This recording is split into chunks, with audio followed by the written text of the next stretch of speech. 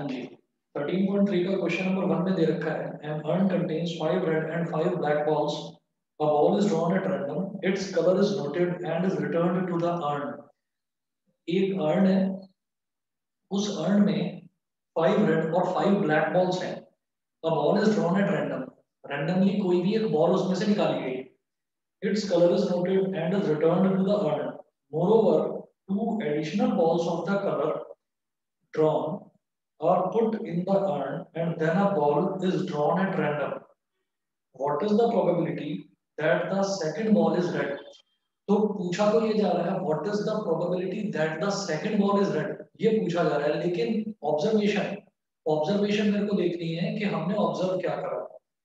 दोबारा देखिए, an urn contains 5 red and 5 black balls, a ball is drawn at random, its color is noted and is returned to the urn।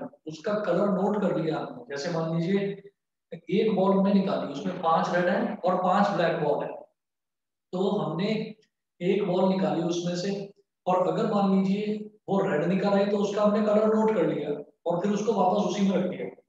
ठीक है। Moreover, 2 additional balls of the color drawn are put in the urn and then a ball is drawn at random। ठीक है, ये हमें करना है। तो यहाँ पर दो चीजें हो सकती हैं। जैसे हमारे पास दो बॉक्सेस या दो बैग हुआ करते थे, तो हम ये कहते थे कि या तो हमारे पास बैग 1 हम सेलेक्ट करेंगे या फिर हम बैग 2 सेलेक्ट करेंगे। अब क्या होता है इसमें, हमने ये बोला कि देखिए एक, तो इसमें जो चांस है वो चांस ये है कि या तो हम जो है वो जब बॉल सेलेक्ट करेंगे, एक ही बैग है ना, यहाँ पर हमारे पास दो बैग तो नहीं है। लेकिन हमें करना क्या है कि एक बैग में 5 रेड बॉल हैं और 5 ब्लैक बॉल हैं। अब हमने क्या करा, हम उसमें से सिर्फ एक बॉल सेलेक्ट कर रहे हैं। तो हमने जो एक बॉल निकाली, तो या तो वो रेड आएगी या फिर वो ब्लैक आएगी। उसका कलर हमें नोट कर लेना है, हमें कहीं लिख लेना है उसका कलर, क्या याद रखना है। तो अब यहाँ पर सीधा सीधा है कि जो इनिशियली इवेंट्स होते हैं वो इवेंट्स हमारे पास दो हो गए, दो इवेंट्स हो गए। तो एक इवेंट क्या हो गया, the selected ball is red. Red तो और हाँ, सॉरी सर। हाँ जी, सिलेक्टेड बॉल एक इवेंट तो ये हो गया कि जो सिलेक्टेड बॉल है वो रेड है। दूसरा इवेंट ये हो गया कि सिलेक्टेड बॉल ब्लैक है। तो रेड बॉल सेलेक्ट हो जाए, उसके इवेंट को हमने इवन मान लिया, और सेलेक्ट करने पर हमको ब्लैक बॉल मिले, उस इवेंट को हमने E2 मान लिया। ठीक है। तो प्रोबेबिलिटी ऑफ इवन 5/10, क्योंकि टोटल बॉल्स कितनी है, 10 है बैग के अंदर। ठीक है। तो सबसे पहले ये देख लेते हैं कि हमने जो दो इवेंट्स लिए ना, उन दो इवेंट्स को डिफाइन करते हैं सबसे पहले। फिर ऑब्जर्वेशन क्या है, जो हम ऑब्जर्व करते हैं वो ऑब्जर्वेशन जो है उसको मैं ए बोलता हूँ। ठीक है, जो भी चीज हम मतलब जो भी हम सेलेक्ट करते हैं, सेलेक्ट करने पर जो चीज हमको मिलती है उसको हम क्या बोल देते हैं, उसको बोल देते हैं ए। ठीक, उस पर अभी आता हूँ, बस 2 मिनट रुको, आप समझ जाओगे कि क्या करना है इस क्वेश्चन में।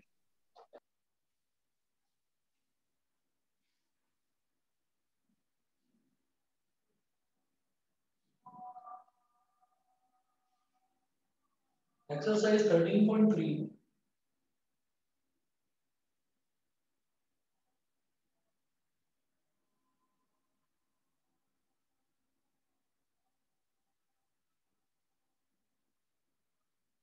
Question number 1, let even be the event that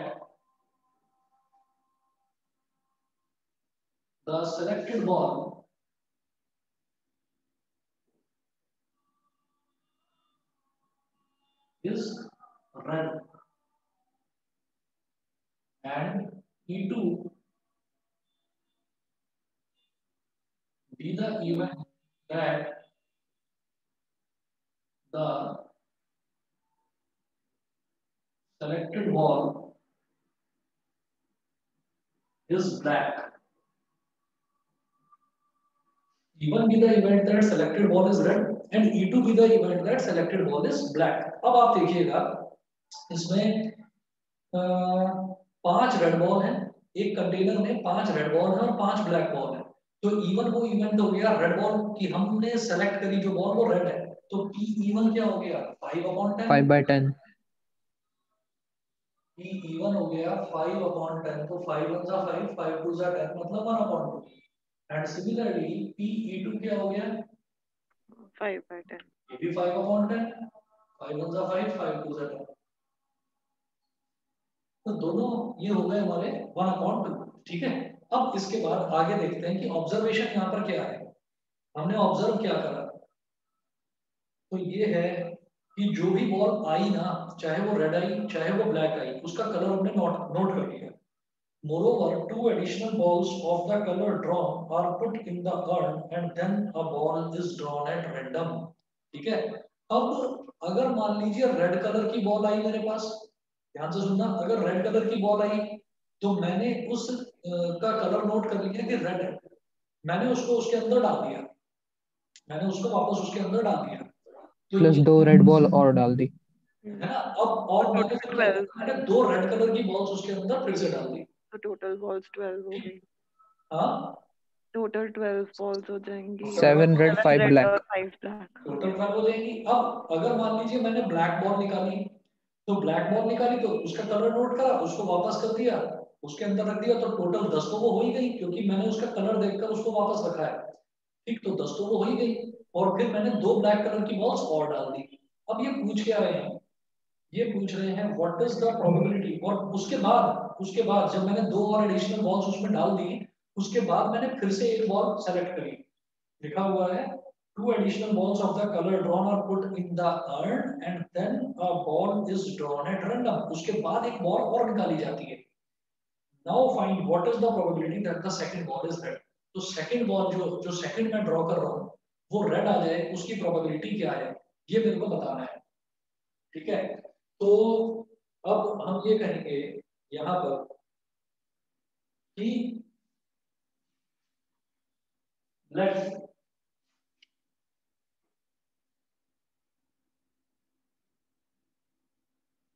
let A be the event that A हम किस चीज को मानते हैं, ए हम उस चीज को मानते हैं जो ऑब्जर्वेशन हमने करा है, जो हमने ऑब्जर्व करा है। यहाँ ऑब्जर्व नहीं करा हमने कुछ भी, यहाँ हमने कुछ भी ऑब्जर्व नहीं करा। तो जब कुछ भी ऑब्जर्व नहीं करते और वो सेकंड वाली प्रोबेबिलिटी आपसे पूछते हैं कि find the probability that second ball is red, तो इसका मतलब वो बेस थ्योरम से जस्ट पहले जो हमने टॉपिक करा था, मतलब बेस थ्योरम का शुरुआती टॉपिक, वो टोटल प्रोबेबिलिटी आपसे पूछ रहे हैं। ठीक है, तो let A be the event that in the event that the second drawn ball is red। बताइए कि समझ में आ गया आकर्ष? Yes, sir. हाँ सर। हाँ ठीक है, सर। तो ये वही वाला है जो हमने सबसे पहले एक एग्जांपल करा था। सबसे पहला एग्जांपल यही था कि एक जगह बहुत सारे वर्कर्स हैं, स्ट्राइक होती है और तब कंस्ट्रक्शन जॉब टाइम पर हो जाए, स्ट्राइक ना हो और तब भी कंस्ट्रक्शन जॉब टाइम पर हो जाए, तो what is the probability that the job will be completed on time.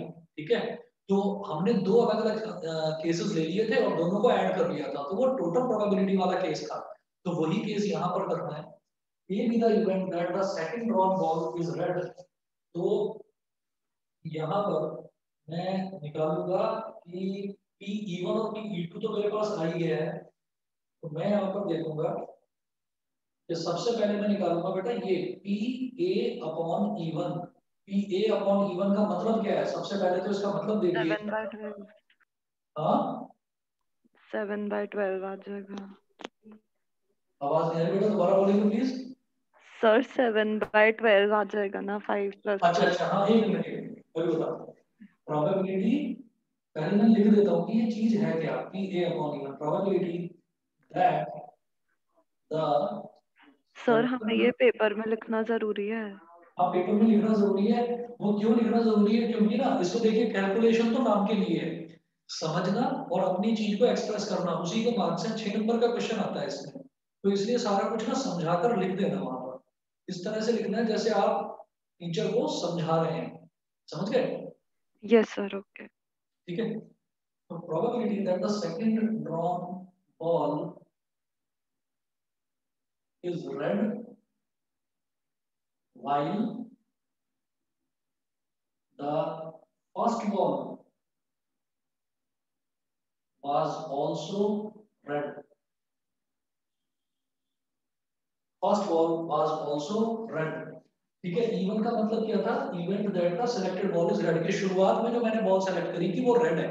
तो अगर शुरुआत में जो मैंने बॉल सेलेक्ट करी वो रेड है, तो फिर मैं रेड कलर की ही 2 बॉल और डाल दूंगा उसके अंदर। तो अब रेड कलर की टोटल 7 बॉल हो गई, और टोटल बॉल्स कितनी हो गई उसके अंदर, 12। तो 7/12 हो गई इसकी प्रोबेबिलिटी। बताइए, समझ गए? हाँ सर। ठीक है, और इसी तरीके से अब हम देखेंगे PA/E2।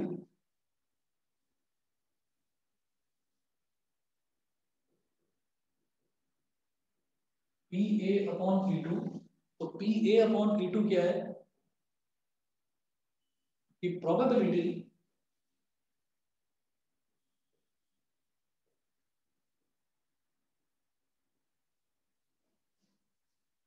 probability that the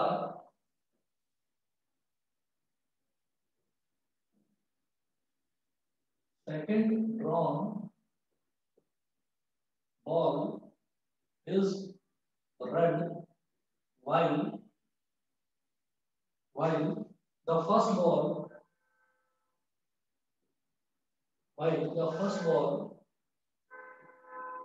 was black. ठीक, तो PA/E2, अब पहली बॉल ब्लैक थी, मैंने उसको देखा और मैंने 2 ब्लैक बॉल और डाल दी। तो अब ब्लैक बॉल्स तो टोटल 7 हो गई, लेकिन टोटल रेड बॉल कितनी रही, रेड बॉल तो 5 ही रही ना, तो 5/12 होगा। ये समझ गए? Yes, sir.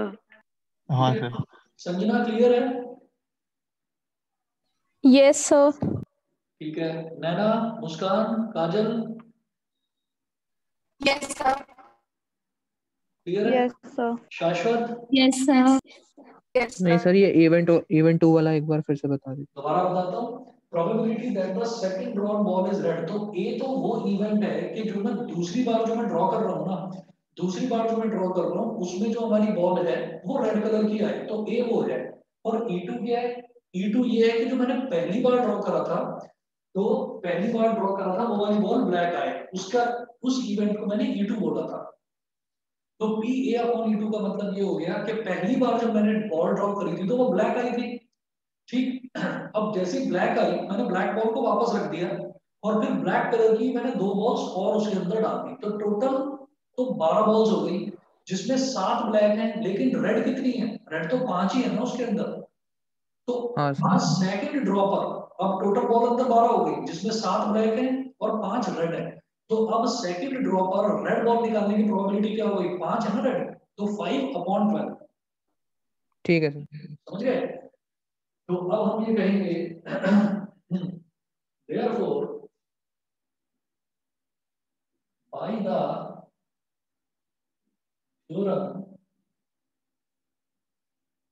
the theorem of total probability,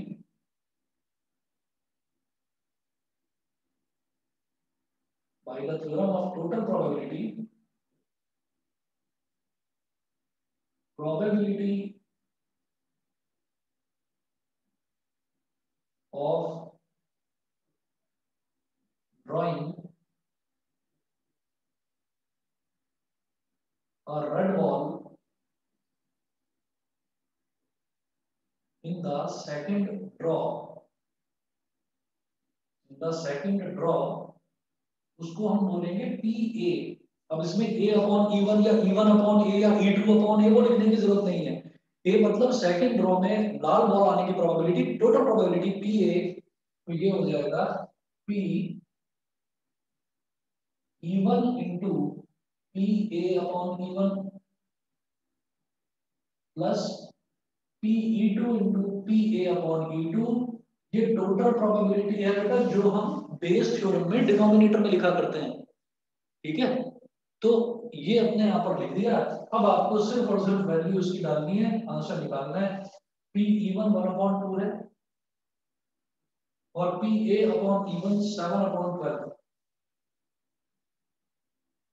plus PE2 भी 1/2 है और PA/E2 है 5/12। तो 7/24 प्लस 5/24, ये क्या हो गया 12/24, तो 12 होगा तो प्रोबेबिलिटी 1/2 आ गई इसकी। बताइए जी, क्लियर है सभी को? Yes, sir. इसका एक बार आंसर और चेक Yes, कर लीजिए 13.3 का फर्स्ट। Yes, sir. 1/2 ही है। चलिए जी, हाँ सर। ये हो गया फर्स्ट के बाद आपने बताया था फिफ्थ। हाँ सर। फिफ्थ क्वेश्चन नंबर 5 देखते हैं। क्वेश्चन नंबर 5 पर इंपॉर्टेंट मार्क कर लीजिए, इंपॉर्टेंट है question. A laboratory blood test is 99% effective in detecting a certain disease when it is in fact present.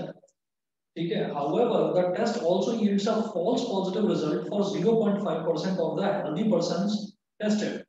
That is, if a healthy person is tested, then with probability of 0.005 the test will imply he has the disease. ठीक है, अब क्या है कि अब अगर एक दो यहाँ पर इवेंट्स आ रहे हैं। एक इवेंट तो ये है कि एक आदमी को सचमुच में कोई बीमारी है, ठीक है, तो उस केस में जो लैब में जिसमें हम टेस्ट कराते हैं उस लैब का जो टेस्ट रिपोर्ट है वो कितनी इफेक्टिव है, कितनी सही है। हम कहते हैं कि 99% वो कहता है कि अगर किसी बंदे को प्रॉब्लम है, कोई डिजीज है, तो वो जो लेबोरेटरी है वो 99% ऑफ द केसेस में वो कह देती है कि हाँ इसको ये प्रॉब्लम है, वो डिजीज को डिटेक्ट कर लेती है, ठीक है। लेकिन 0.5% केस में ये तब की बात है जब हेल्दी पर्सन का टेस्ट करते हैं, तो वो हेल्दी पर्सन को भी कह देती है कि इसको भी कोरोना है, ठीक है। जैसा आजकल हो भी रहा है, कई लोग कहते हैं मेरे को कोई प्रॉब्लम तो है नहीं और फिर भी कोरोना पॉजिटिव आ गया। तो वो वाली चीज है कि एक लेबोरेटरी की जो टेस्ट रिपोर्ट है वो 99% तो जो जिस बंदे को सचमुच में प्रॉब्लम है वो 99% केसेस में बोलती है कि हाँ इसको सचमुच में प्रॉब्लम है। और 0.5% केसेस ऐसे भी हैं जब पर्सन को कोई प्रॉब्लम है ही नहीं, वो हेल्दी है, 0.5% केसेस में वो कह देती है कि हाँ इसको भी प्रॉब्लम है, इसको भी डिजीज है। ठीक, तो ये तो दो चीजें तो ये डिफाइन करी है। उसके बाद if 0.1% of the population actually has the disease, एक बड़ी पॉपुलेशन है उसमें से 0.1% पॉपुलेशन को सचमुच में वो बीमारी है, actually has the disease, what is the probability that a person has the disease, what is the probability that a person has the disease, यानी कि ये probability पूछी जा रही है कि उस person को disease है। what is the probability that a person has the disease given that his result is positive। Given that his result is positive का मतलब क्या है कि ये ऑब्जर्वेशन हमारे हाथ में आ चुका है, हमारे हाथ में टेस्ट की रिपोर्ट आ चुकी है और उसमें रिपोर्ट जो है वो पॉजिटिव आई है। तो इसका मतलब ये ऑब्जर्वेशन हो चुका है कि ये रिपोर्ट जो टेस्ट की जो रिपोर्ट है वो टेस्ट की रिपोर्ट पॉजिटिव है। तो जो ऑब्जर्वेशन हमारे हाथ में आ चुका होता है, जो हमने ऑब्जर्व कर लिया होता है, उसको हम बोलते हैं ए। ये बात समझ में आ गई? Yes, sir. ये बात हाँ समझ में सर। आ गई? उसके बाद E1 और E2 हम किसको लेंगे वो आप समझ गए होंगे। E1 क्या हो गया, person actually has the disease. E2 क्या हो गया, person do not has the disease. समझ गए? हाँ सर। चलिए जी, तो अब इसमें क्वेश्चन नंबर 5 में हम ये कहते हैं, क्वेश्चन नंबर 5 में E1 और E2 डिफाइन करते हैं। Let E1 be the event that person actually has the disease, कि उसको सचमुच में बीमारी है ना। And E2 be the event that person is healthy। सीधा सीधा do not have the disease की जगह सीधा सीधा लिखिए person is healthy। तो प्रोबेबिलिटी ऑफ E1 क्या होगा, ये देखिए ये किसका निकाला जाता है, जिस पॉपुलेशन की बात करी जा रही है। तो हमने टेस्टिंग करी कहाँ, एक सर्टेन पॉपुलेशन में हमने टेस्टिंग करी। तो वो जो टेस्टिंग हमने करी है, इन्होंने बोला if 0.1% of the population actually has the disease, तो P E1 हो गया 0.1%, कि इनको सचमुच में बीमारी है। तो 0.1% को मैं क्या करूंगा बेटा, 0.1/100। ये बात क्लियर है सभी को? हाँ सर। Yes, ठीक है, sir. तो हेल्दी पर्सन कितने हो गए? 99.9%। समझ गए? Yes, और sir. टोटल परसेंटेज तो 100 होती है ना, 0.1% बीमार है, तो हेल्दी कितने हैं? Minus 99.9% हेल्दी है। तो ये हो जाएगा 99.9 अपॉन 100, ये हो गया। उसके बाद हम ये कहते हैं लेट, अब उसकी बात करते हैं ए इवेंट की। ए इवेंट कौन सा है? जिसमें मैं ये कहता हूं कि हाँ मैंने क्या ऑब्जर्व करा, तो मेरे हाथ में तो टेस्ट की रिपोर्ट आ चुकी है पॉजिटिव। तो let A be the event that test report is positive. Let A be the event that test report is positive. तो A वो इवेंट है जिसमें हमने कहा कि टेस्ट रिपोर्ट पॉजिटिव है। ठीक, अच्छा, अब मुझे क्या निकालना है? अब मैं निकालूंगा P A upon E one. P A upon E one का मतलब आप समझ गए होंगे। इसका मतलब ये है कि टेस्ट रिपोर्ट भी पॉजिटिव है and the person actually has the disease। even का मतलब and the person actually has the disease। तो ये दे रखा है उन्होंने, laboratory blood test is 99% effective in detecting a certain disease when it is in fact present। यानी कि जब एक्चुअल में डिजीज प्रेजेंट होती है बॉडी में, तो 99% वो जो लेबोरेटरी टेस्ट रिपोर्ट है वो 99% डिटेक्ट कर लेती है उसको। तो P A upon E one क्या हो गया? 99%, यानी कि 99 अपॉन 100। ये क्लियर है? Yes sir. Shashwat? Yes, sir. Clear.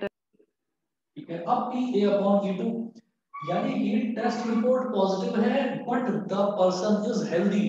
Healthy person की भी टेस्ट रिपोर्ट पॉजिटिव आ गई। ठीक है, हेल्दी पर्सन को भी उस रिपोर्ट ने बता दिया कि ये भी बीमार है। तो वो क्या है? However, the test also yields a false positive result for 0.5% of the healthy person tested। Healthy person को टेस्ट करा और तब भी उसने रिपोर्ट पॉजिटिव दिखा दी। तो वो परसेंटेज कितनी दे रखी है? 0.5%। ठीक है ना? तो ये जो वैल्यूज है P A upon E one और ए अपॉन ई टू, ये सही निकालना बहुत जरूरी है।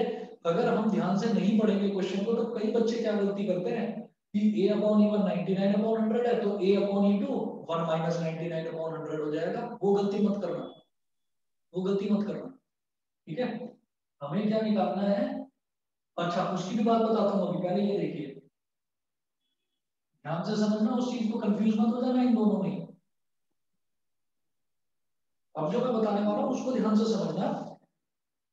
P A upon E one क्या है? कि पर्सन को सचमुच में बीमारी है, और ए का मतलब क्या है? कि टेस्ट रिपोर्ट भी कहती है कि उसको बीमारी है।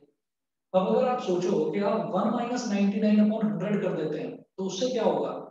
उससे ये होगा कि पर्सन को सचमुच में बीमारी है, लेकिन टेस्ट रिपोर्ट कहती है कि वो हेल्दी है।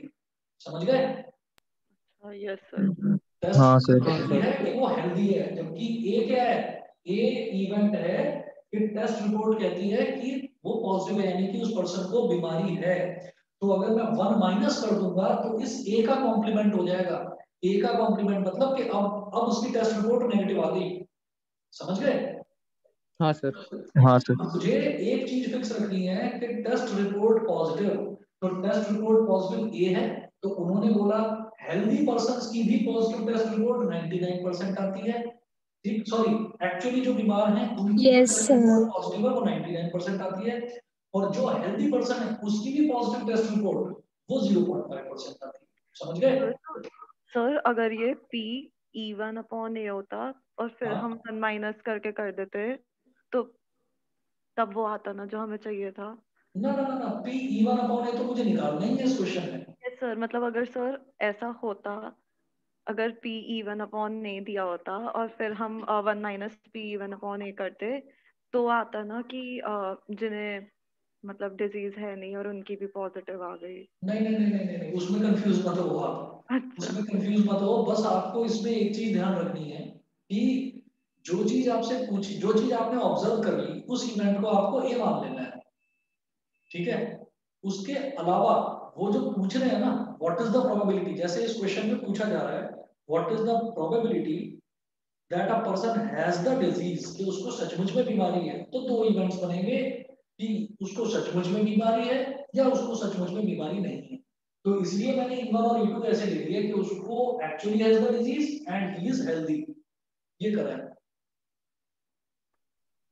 मतलब सर मैं थोड़ा क्वेश्चन से हट के कह रही थी। मैं समझ गया, हाँ मैं समझ गया कि आप कह रहे हो कि पी ए अपॉन E1 तो हम समझ गए, पी ए अपॉन E2 भी हम समझ गए। आप कह रहे हो कि अगर पी E1 अपॉन ए दे रखा होता, हाँ यही कह रहे हो ना, तो यस ऐसा सर। ऐसा नहीं आएगा, अच्छा ऐसा नहीं आएगा कि पी E1 अपॉन ए दे रखा है। पता है क्यों?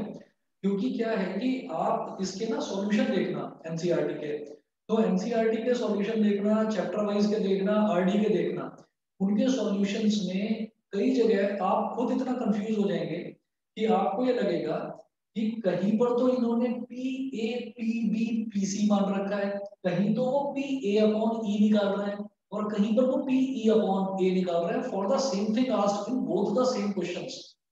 तो इस तरीके से उन्होंने क्या कर रखा है, उन्होंने ना कई जगह, अब हमने क्या करा, हमने एक सेट पैटर्न बना लिया कि जो भी अलग अलग इवेंट्स हैं उनको हम E1 E2 E3 मान लेंगे, और जो हमने ऑब्जर्व करा है उसको हम ए मान लेंगे।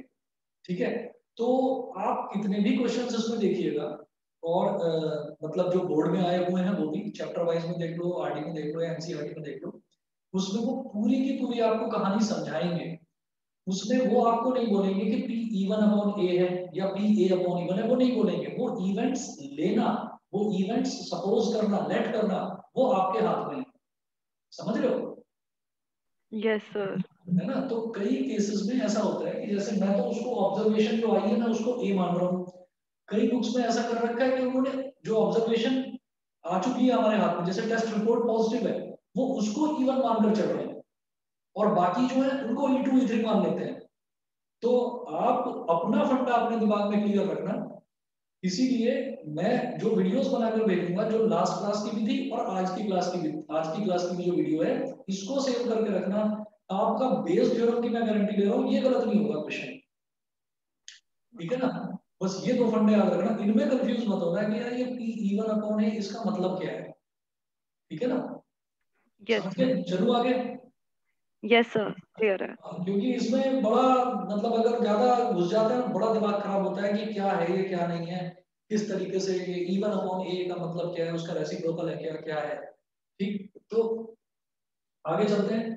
ये हमारे पास दो वैल्यूज आ गई।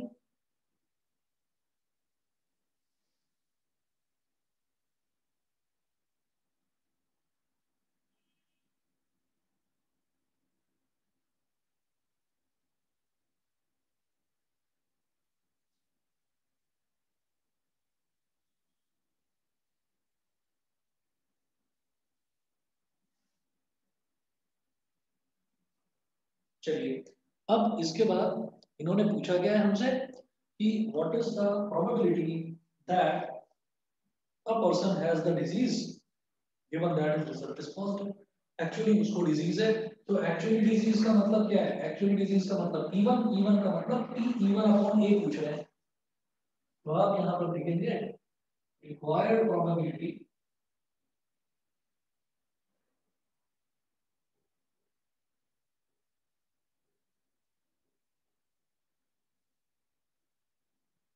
P E1 upon A is equal to, पहले तो डिनोमिनेटर में total probability P E1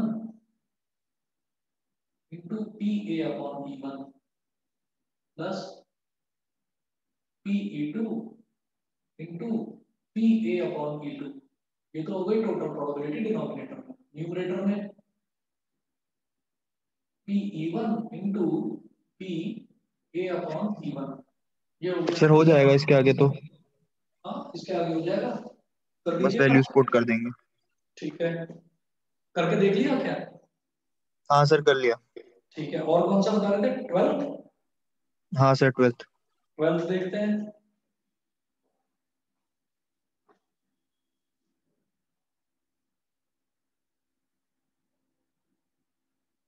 question number 12 में देखिए क्या है। From a pack, sorry, a card from a pack of 52 cards is lost. 52 cards total होते हैं और उसमें से एक कार्ड खो गया यानी कि 51 बचे। From the remaining cards of the pack 2 cards are drawn and are found to be both diamonds. ठीक है, जो बचे हुए कार्ड्स हैं, बचे हुए कार्ड्स में से 2 कार्ड्स को निकाला गया और दोनों के दोनों डायमंड थे। Find the probability that the lost card being a diamond. तो मेरी जो ऑब्जर्वेशन है, वो ऑब्जर्वेशन क्या है कि जो कार्ड्स बचे हैं हमारे पास 51, उन 51 कार्ड्स में जो 2 कार्ड्स हमने निकाले वो दोनों के दोनों डायमंड आ गए।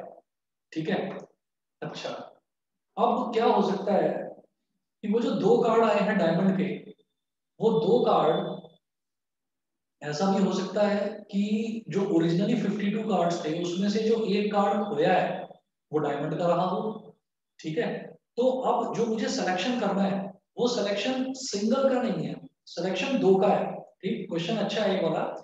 सिलेक्शन सिंगल कार्ड का नहीं है, सिलेक्शन अब 2 कार्ड्स का है। तो हम ये करेंगे यहाँ पर कि हमारे पास जब ओरिजिनली 52 कार्ड्स थे, एक कार्ड खो गया, अगर वो डायमंड का खोया है तो डायमंड के कितने होते हैं कार्ड्स? 13। अगर एक कार्ड खोया है तो फिर 12 में से मुझे 2 सेलेक्ट करने हैं। दूसरा चांस ये है कि अब अगर मान लीजिए जो वो एक कार्ड खोया वो नॉन डायमंड है, तो यानी कि डायमंड तो 13 के 13 बचे हुए हैं, तो फिर 13 में से मुझे 2 सेलेक्ट करने हैं। समझ में आ गई? Yes sir. ठीक है, अब देखिएगा इसमें करेंगे क्या, ये कहेंगे कि late even be the event that the lost card is a diamond and E2 be the event that the lost card is a non-diamond। तो लॉस्ट कार्ड, कार्ड खो गया, कार्ड खो गया का मतलब क्या है कि मेरे पास पूरा पैक था 52 कार्ड्स का, उसमें से एक कार्ड निकल गया, निकल कर कहीं गिर गया। एक तरह से यही तो है कि जैसे सिलेक्शन हो गया हो, एक कार्ड का सिलेक्शन हो गया हो और वो खो गया हो, गायब हो गया हो। ठीक है, समझ गया मेरी बात? तो ये भी तो सिलेक्शन ही हो रहा है ना एक कार्ड का। ये बात क्लियर है सबको? Yes sir. even be the event that the lost card is diamond। यार लॉस्ट कार्ड का मतलब ये थोड़ी है कि वो मतलब गायब हो गया, मतलब जो गड्डी है गड्डी के अंदर से गायब हो गया, निकला है ना, या तो किसी ने निकाला है या गलती से गिर गया, यानी कि हुआ तो सिलेक्शन ही ना एक कार्ड का। तो मैं ये कहता हूँ that even be the event that lost card is diamond, तो एक डायमंड निकल गया, तो हम बोलेंगे पी इवन क्या होगा, डायमंड।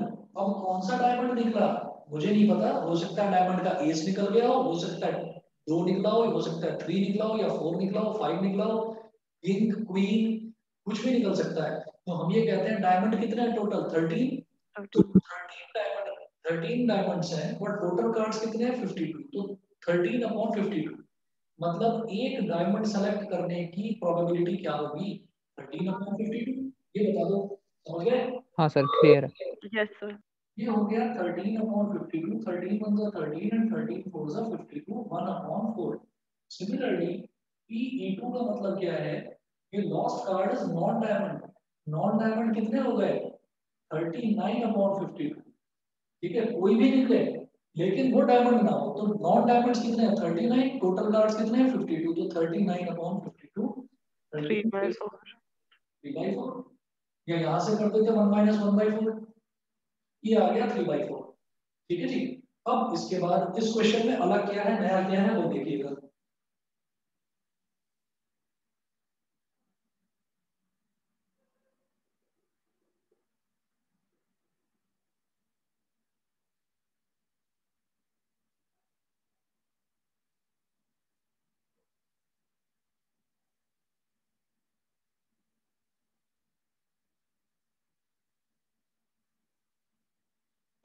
अब देखिएगा, अब है let A be the event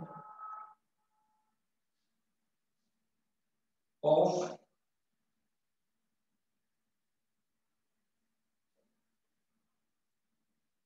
getting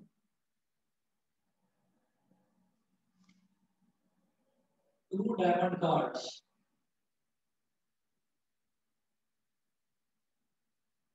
from remaining 51 cards. ठीक है, तो याद रखिएगा हम दो कार्ड्स क्या कर रहे हैं, हम दो कार्ड्स निकाल रहे हैं, दो कार्ड्स का हम सिलेक्शन कर रहे हैं।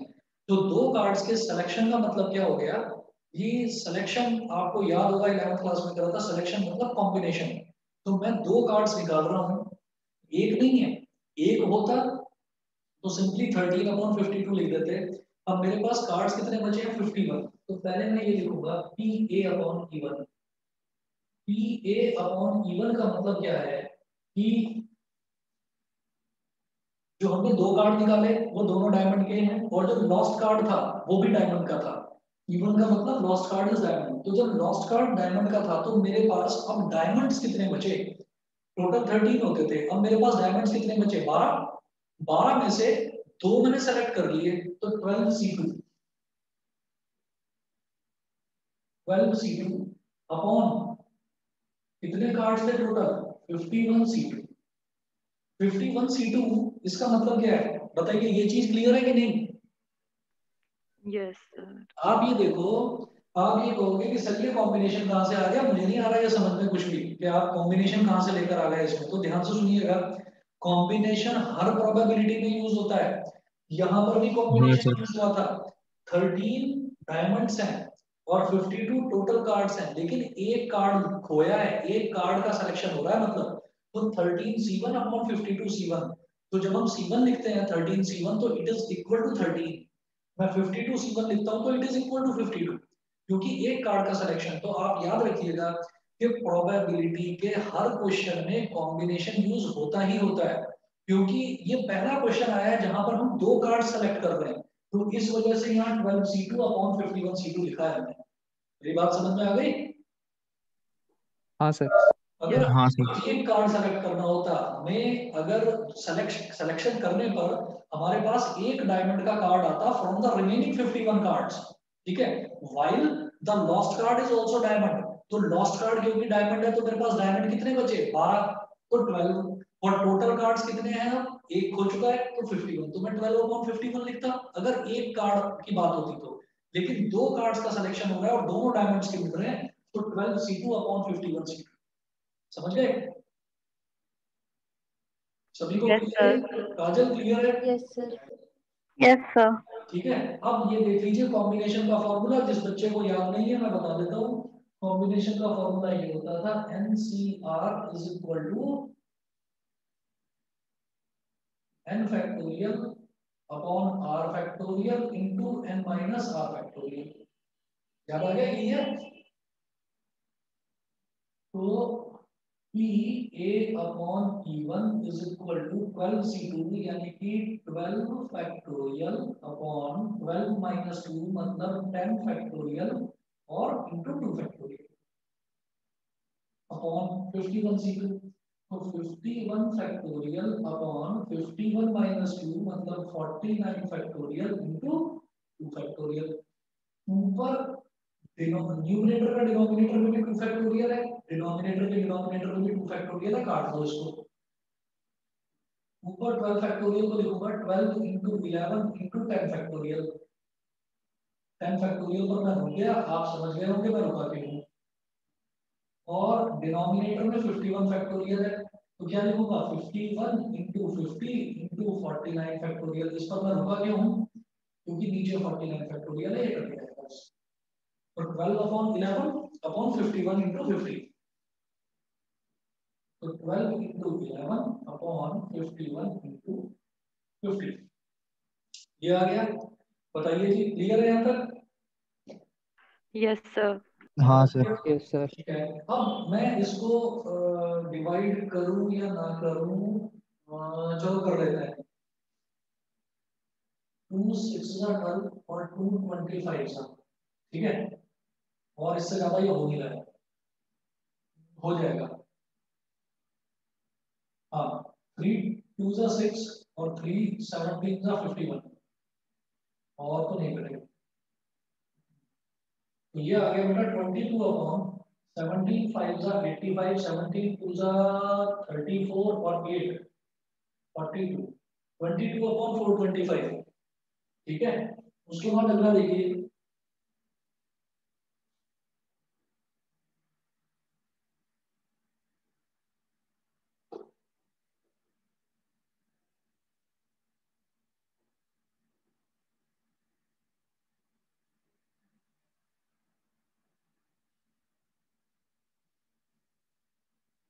चलिए जी अगला देखिए, अगला है P A upon P two. P A upon E two का मतलब क्या है कि A is the event of getting 2 diamond cards while the lost card is a non diamond, lost card is a non diamond, यानी कि अब जो खोया है कार्ड वो नॉन डायमंड है। तो डायमंड मेरे पास कितने अवेलेबल है, 13 के 13 अवेलेबल है। तो न्यूमरेटर में 13c2, क्योंकि दो कार्ड्स का सिलेक्शन हो रहा है, दो डायमंड्स मिल रहे हैं, 13c2 अपॉन 51c2, 13c2 फिर वही 13 फैक्टोरियल अपॉन 13 माइनस 2 कितना हो गया, 11 फैक्टोरियल और 2 factorial upon 51c2, 51 factorial upon 51 minus 2 49 factorial into 2 factorial, 2 से 2 फैक्टोरियल कैंसिल। न्यूमरेटर में 13 into 12 into 11 factorial upon 11 factorial. Denominator में 51 into 50 into 49 factorial upon 49 factorial, 49 factorial से 49 फैक्टोरियल, 11 फैक्टोरियल से 11 फैक्टोरियल कैंसिल। ये हो गया 13 into 12 अपॉन 51 into 50। तो 3 4 12 और 3 17 51 और 2 2 4 और 2 25 50। तो यहाँ 13 2 26 और 17 into 25 मैं देख ही चुका हूँ, 425, 26 अपॉन 425, ठीक। उसके बाद ये क्या पूछ रहे हैं, अब आप देखिएगा, इन्होंने पूछा है find the probability that the lost card being a diamond. तो lost card being a diamond मतलब इवन पूछ रहे हैं, इवन मतलब आपको बताना है कि इवन अपॉन ए, ठीक है। तो मैं कैलकुलेट कर लेता हूँ उसको और देख लीजिए सही आ रहा है या नहीं। मैं इधर से बिठा दूं, यस सर, लिख लिया। ठीक है। हाँ सर।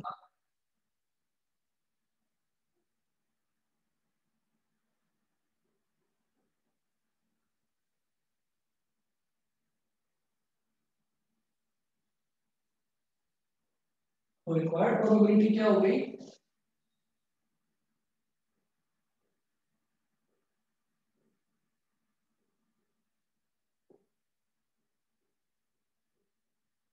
रिक्वायर्ड प्रोबेबिलिटी P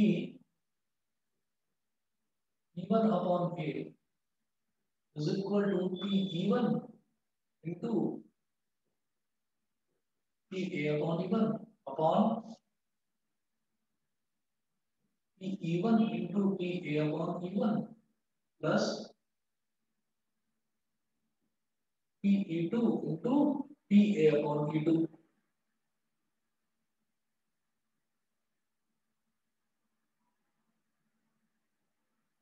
अब P even कितना आया था बेटा, 1/4 और P A upon even 22 upon 425। Denominator में same 1/4 into 22 upon 425 plus PE2 3/4 multiplied by 26 upon 425। अब आप देखिए ये डिवाइड करने में फायदा है या नहीं, कर लीजिए divide. 2 2 4, 2 11 22, 2 2 4, 2 11 22, 2 2s are 4, 2 13s are 26। तो न्यूमरेटर में मेरे पास आ जाएगा 11 अपॉन 425 2 सा कितना हो गया 850। डिनोमिनेटर में भी 11 अपॉन 850 प्लस 13 3 सा 39 अपॉन 850। न्यूमरेटर में 11 अपॉन 850 और डिनोमिनेटर में 11 अपॉन 850 प्लस 39 अपॉन 850 कितना हो गया 50 अपॉन 850। 850 से 850 कैंसिल 11 अपॉन 50 चेक करना यही है। एक बार चेक कर लीजिए पीछे आंसर यही है या नहीं।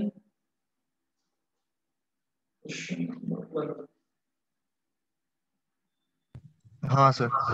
ठीक है। अच्छा बाकी बच्चे बताइए जी, और किसी क्वेश्चन में कोई डाउट हो किसी भी बच्चे को? सर एक 14th वाला और बता दीजिए। अभी बता रहा हूँ। हाँ सर 14। हाँ जी 14 भी देखते हैं।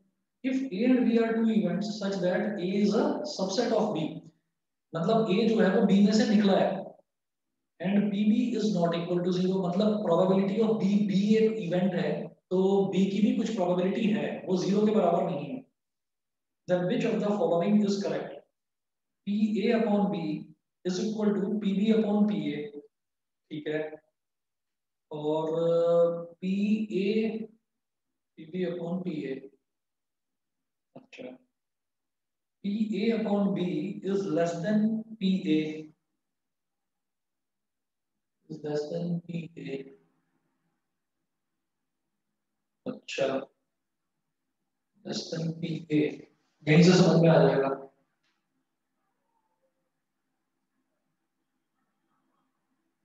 ठीक है आंसर बी दे रखा है क्या इसका देखना पीछे, हाँ सर।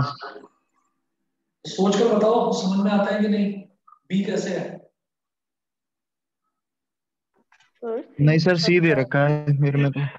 सी दे रखा है यस सर। हाँ P A upon B is greater than equal to P A. C दे रखा है सर इसका। अभी देख रहा हूं,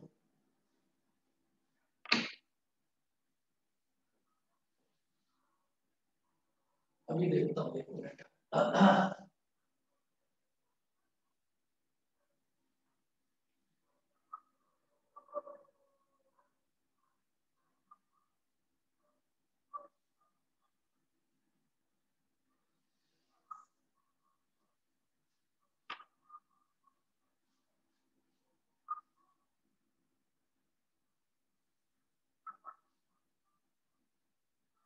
ये हमें दिया है P A upon B, P A upon B greater than equal to P A.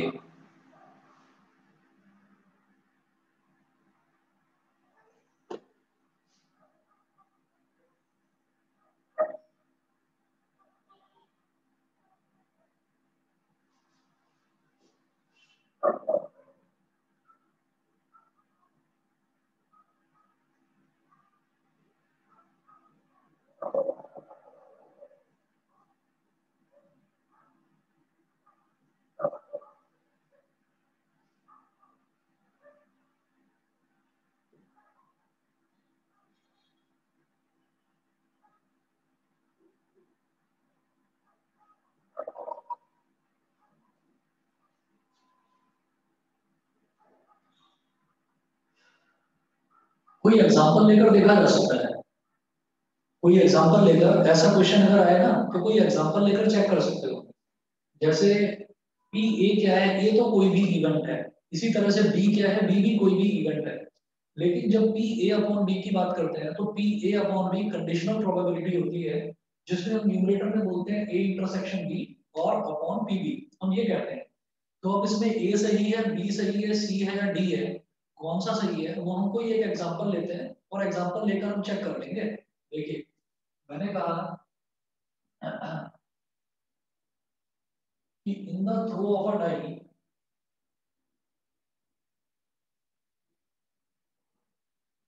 the throw of a die, let A be the event of getting an even number, and B be the event of getting a prime number. ठीक है, तो देखिए event of a die, तो इसमें ना sample space क्या होता है, event of throwing a die sample space हो जाएगा 1 2 3 4 5 6, इसके अलावा तो कुछ नहीं आ सकता। और एक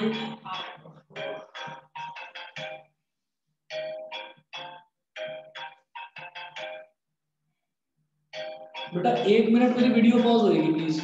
यस सर।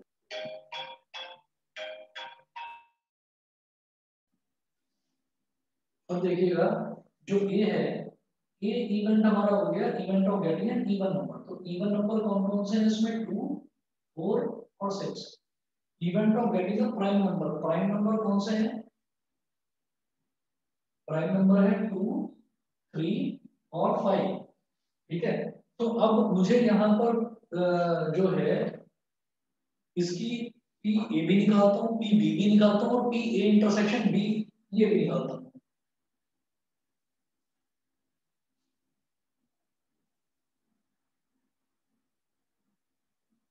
अब ए आ गया, बी आ गया और ए इंटरसेक्शन भी आपको समझ में आ ही गया होगा। ए इंटरसेक्शन बी क्या है, ये है 2, केवल 2। तो पी ए कितना हो गया 3/6। कितने एलिमेंट्स हैं 1 2 3 और इसमें कितने हैं 6, तो 3/6 मतलब 1/2। सिमिलरली पी बी 1 2 3 और टोटल कितने 6, 3/6, तो 3 1 जा 3 2 जा, यानी कि ये भी 1/2। और पी ए इंटरसेक्शन बी ये कितना हो जाएगा, एक ही एलिमेंट है तो 1/6, ये हो गया 1/6। तो पी ए अपॉन बी निकाल लीजिए, P A upon B, P A upon B क्या हो जाएगा, P A intersection B upon P B. और पी ए इंटरसेक्शन बी कितना था 1/6 और पी बी कितना था 1/2। सबसे नीचे वाला सबसे ऊपर वाले से मल्टीप्लाई, बीच वाले आपस में मल्टीप्लाई, तो 2/6 हो गया, 2 1 जा 2 3 जा। ठीक है, तो पी ए अपॉन बी तो आ गया 1/3, 1/3 का मतलब क्या हो गया 0.33। ठीक, और पी ए कितना है 1/2 यानी कि 0.5, 0.5 को 0.50 बोल दो। तो बड़ा कौन सा हो गया, बड़ा तो ये हो गया कि पी ए बड़ा है, तो मेरे हिसाब से तो बी ठीक है इसका। पी ए अपॉन बी जो है, P A upon be less than होगा पी ए से, इसीलिए मैं बी बोल रहा था ऑप्शन। और अगर हाँ सर, बी ही करेक्ट है। ऑप्शन लेकिन सी दे रखा है, गलत दे रखा है पीछे। हाँ ये गलत दे रखा है, मैंने ये एग्जांपल लेकर करा ही इस वजह से क्योंकि ये जो पी ए अपॉन बी है ये छोटा ही आता है, ये छोटा ही आता है पी ए से भी और पी बी से भी। तो अगर हम कोई एक एग्जांपल लेकर कर रहे हैं तो अगर कोई रूल है तो वो रूल तो हर एग्जांपल पर एप्लीकेबल होगा। तो बेटा सी वाला गलत है, इसमें बी ठीक है। हाँ सर। बताइए जी, सभी को क्लियर है? Yes sir. Yes sir. है ना, रूल हमने हाँ सही सर। लगाया, फॉर्मूले सारे सही लगाए, प्रोबेबिलिटी का यही रूल है जो हमने निकाला 0.33 आ रहा है आपको। ठीक है ना, तो 1/2 ऑब्वियस सी बात है, जहां डिनोमिनेटर छोटा होगा वो वैल्यू ओवरऑल बड़ी होगी, तो ये बड़ी है ये छोटी है। और बताइए जी,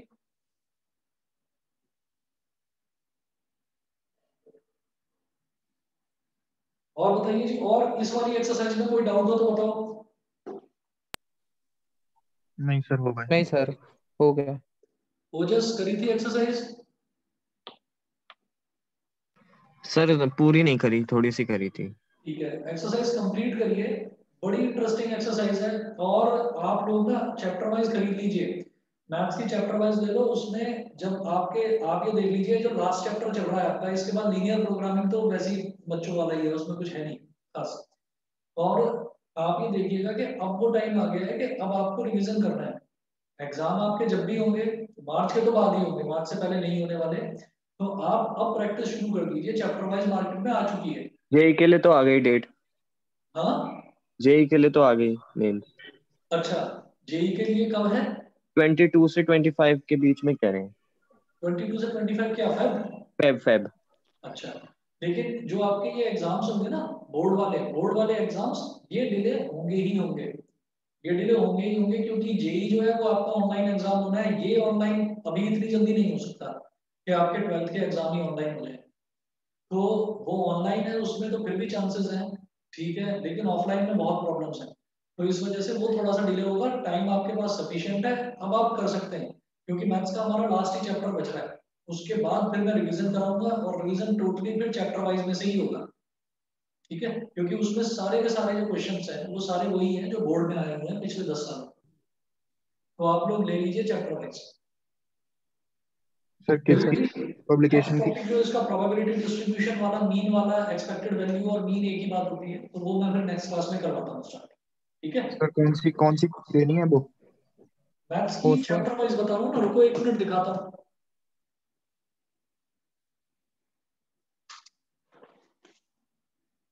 ये मेरी ना 2 साल पहले वाली है, 2 साल पहले वाली है, ये मैं दिखाता हूँ। मेरी जो लेटेस्ट वाली थी वो एक स्टूडेंट ले गया। सर ओसवाल भी तो अच्छी है।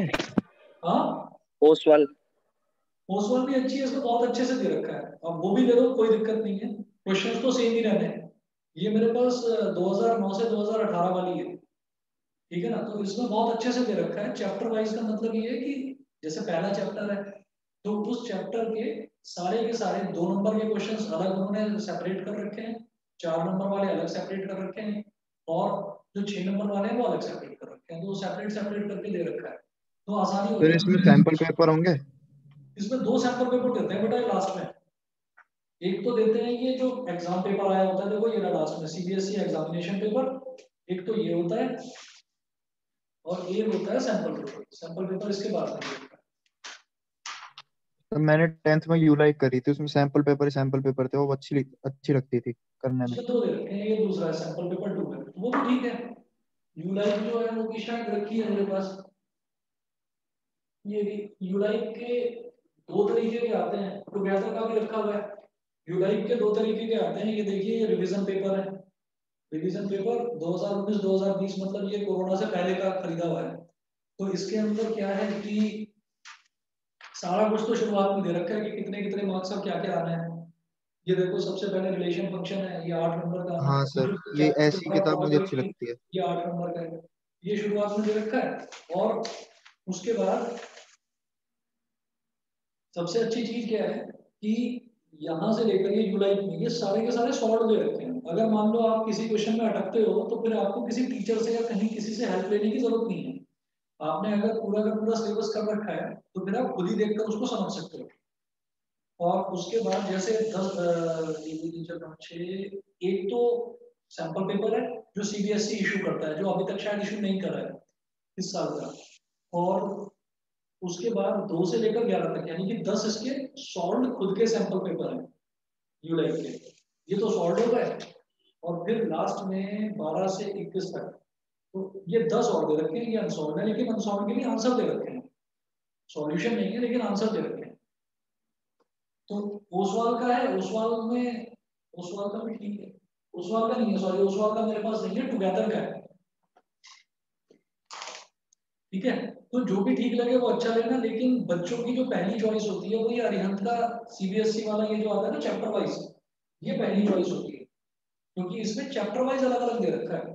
इसमें तो सैंपल पेपर है, उसमें चैप्टर वाइज अलग अलग दे रखा है, तो जो आपको ठीक लगे वो ले लेना। Okay sir. Okay sir. मैं इसमें से करवाऊंगा चैप्टर वाइज में से, तो अगर कोई नहीं भी खरीदता है ना चैप्टर वाइज, तो भी कोई प्रॉब्लम नहीं है, क्योंकि क्वेश्चंस हैं, क्वेश्चंस तो मैं लिखूंगा ही, यहाँ पर क्वेश्चंस लिखूंगा और एक्सप्लेन करूंगा, ठीक है। चलिए जी, फिर नेक्स्ट क्लास में मिलते हैं। Okay, thank you sir, bye sir. Okay thank you sir, bye sir. Okay, Thank you, sir. Bye sir, thank you sir. Bye.